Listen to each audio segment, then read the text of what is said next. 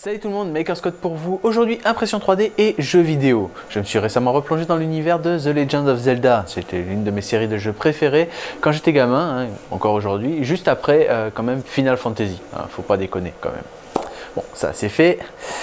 Du coup, je me suis dit, je vais me faire quelques petits prints en rapport avec cette série, pour m'amuser un petit peu. Alors initialement, je voulais me faire le masque de Majora, mais hélas, il est trop grand pour entrer sur mon plateau. Oui, ça a fini par arriver. J'ai trouvé un modèle trop grand pour entrer sur le plateau, pour l'imprimer en une seule fois en tout cas.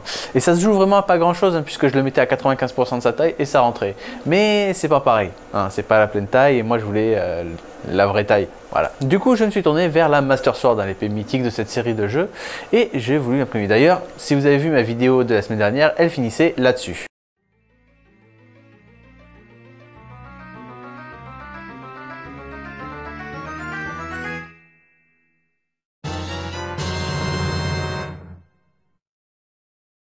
Ouais, bon, j'aurais essayé au moins.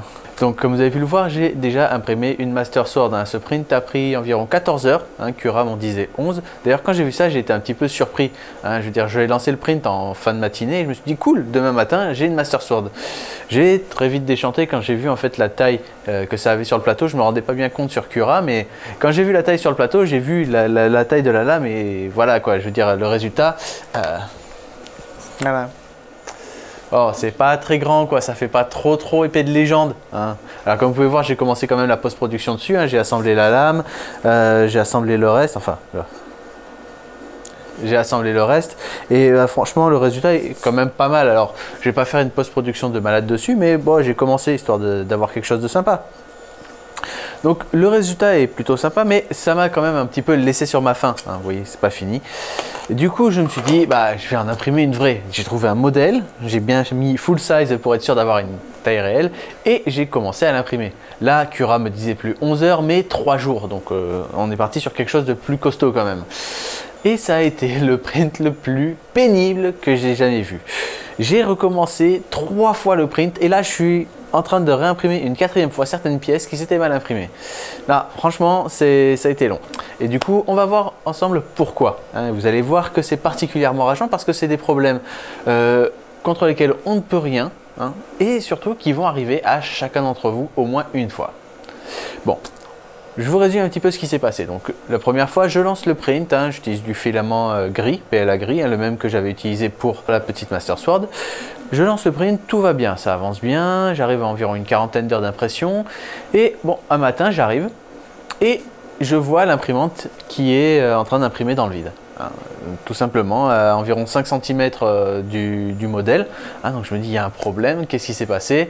Je comprends que le print est foiré de base, donc c'est mort. Donc je regarde un petit peu, je vois la bobine en train de pendre lamentablement accrochée à l'extrudeur. L'extrudeur qui a mâché littéralement le filament, il y a des petits morceaux de filament de partout, des copeaux, parce que l'extrudeur n'a pas réussi à pousser le filament.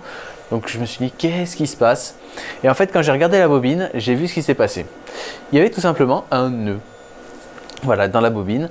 Ça arrive de temps en temps, tout simplement quand le filament s'en mêle un petit peu, quand il est enroulé. Et on ne peut pas faire grand chose contre ça. C'est le genre de choses qui arrive très rarement, heureusement. Mais là, c'est arrivé en plein milieu de la bobine. Ce qui veut dire que j'avais aucun moyen de voir le nœud. En plus, c'était pas un simple nœud. Non, je fais les choses correctement. Je tombe sur le seul nœud depuis un an que j'ai. Et il faut que ce soit un double nœud. Vraiment, c'est passé 2 fois dedans. J'aurais dû prendre une photo quand j'ai vu ça, mais j'étais pressé, il fallait que je parte au travail, donc j'ai vite tout coupé et je suis parti. Mais un double nœud quand même. Donc ça, c'est rageant parce que c'est le genre de choses, si on n'est pas là quand ça arrive, et même quand on est là et que ça arrive, il faut être vraiment réactif, on ne peut rien faire. Puisque, qu'est-ce qui s'est passé? La bobine n'a pas pu se dérouler, l'extrudeur n'a pas pu pousser le filament, l'imprimante, elle ne sait pas, elle a continué. Comme le filament ne s'est pas cassé puisqu'il est plutôt résistant, le capteur de fin de filament, il n'a rien fait. Et je me suis retrouvé avec tout qui pendait et rien qui fonctionnait.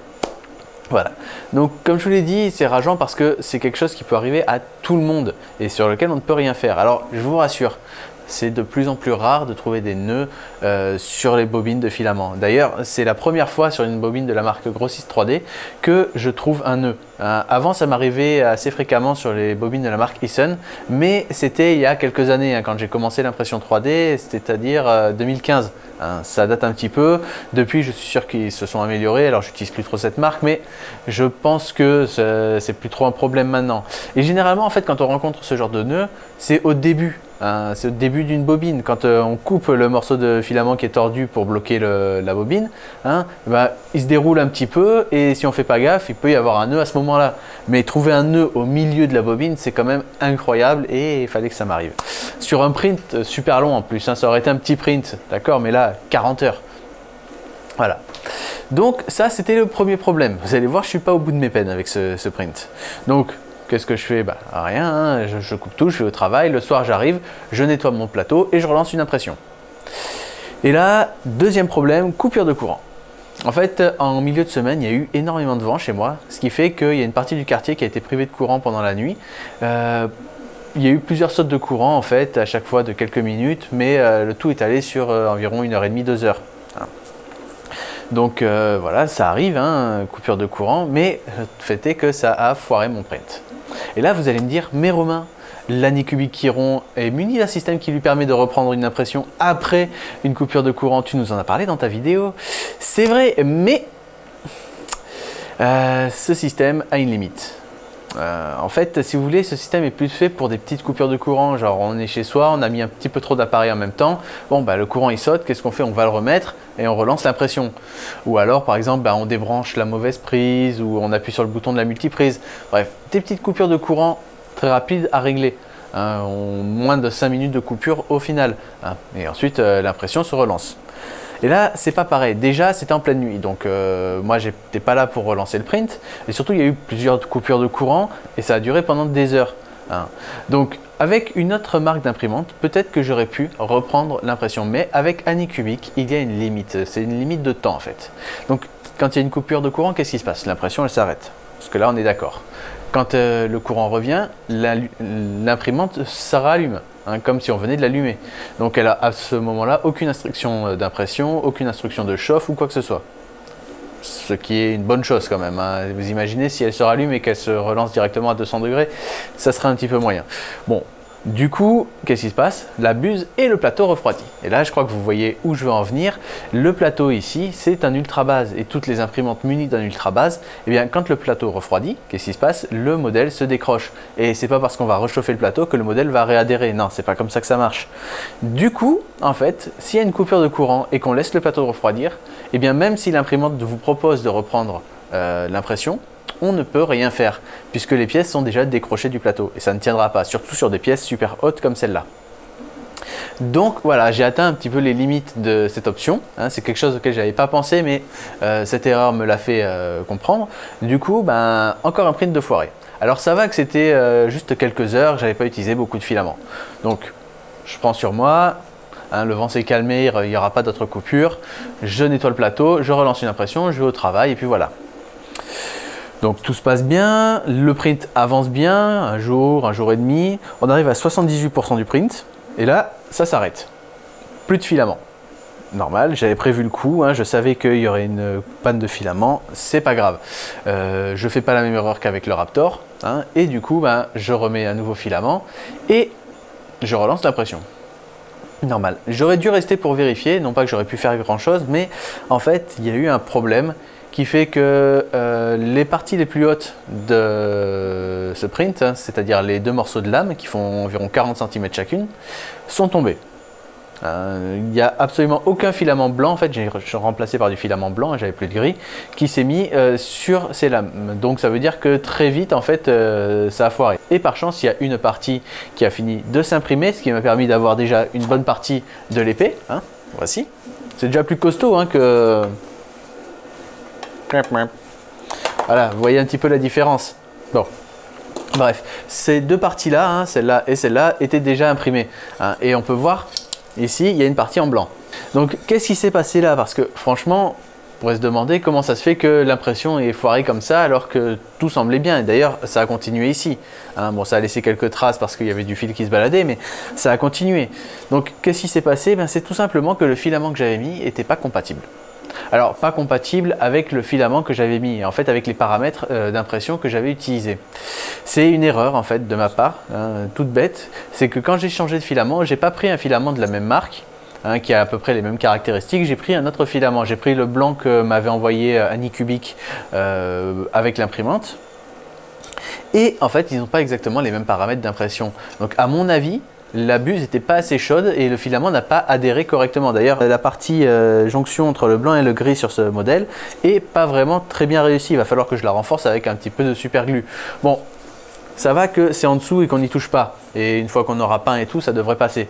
Mais quand même, c'est un petit peu rageant également parce que ça a foiré le reste du modèle. Donc voilà, là c'était ma faute, hein. Encore une fois, j'aurais dû faire gaffe à la marque de filament parce qu'on ne peut pas tout simplement changer de filament comme ça, de marque de filament ou de filament avec certaines caractéristiques sans changer aussi les paramètres. J'aurais dû y penser. C'est comme ça. Du coup, il me reste au final que les lames à imprimer et j'ai relancé une impression. Une impression qui a plutôt bien marché jusqu'à ce que les lames tombent. Je pense qu'elles sont un peu trop hautes et qu'elles n'ont pas apprécié les mouvements du plateau. C'est con parce que ça avait bien avancé encore une fois, hein, c'était presque terminé, mais non, c'est tombé. C'est tombé, du coup j'ai relancé une nouvelle fois les lames, cette fois mais en 4 morceaux, hein, pour éviter qu'elles montent aussi haut et qu'elles soient aussi déséquilibrées. C'est vrai que les lames ont quand même une première couche assez petites et donc elles vont vite être déséquilibrées, vite tomber. C'est dommage mais c'est comme ça. Donc j'ai relancé un print, pas sûr que ça fonctionne, pas sûr que ça aille jusqu'au bout. Il y en a encore pour un jour de print. On va voir ce que ça donne.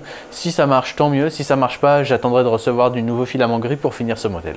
Quoi qu'il en soit, après toutes ces épreuves et après avoir réussi à imprimer ça, il faut quand même que je continue ma quête de la Master Sword, hein, puisque ça serait bête de me retrouver avec juste ça, quoi. Et ce modèle, même s'il est sympa, il fait un petit peu petit, l'impression est pas géniale, j'ai pas fait énormément de post-production dessus, donc ça va pas donner un super résultat. Au final, je préfère faire une post-production correcte sur ce modèle, puisque là, franchement, ça va être pas mal.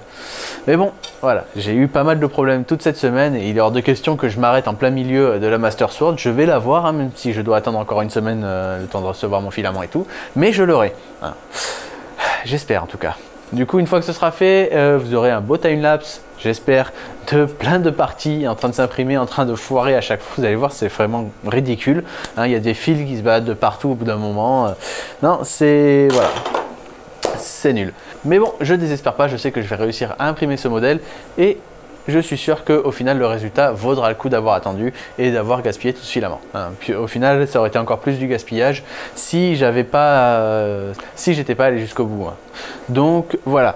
D'ici quelques jours, je pense que j'aurai la Master Sword terminée. Il ne me restera plus qu'à faire la post-production. Alors, il n'y aura pas de technique particulière que je vais utiliser pour la post-production. Du coup, je ne vais pas m'amuser à vous faire une vidéo spécifique dessus, puisqu'au final, ce sera justement en train de poncer. Hein, poncer, poncer, poncer. Un petit moment, j'irai peindre. Mais ce sera surtout poncer.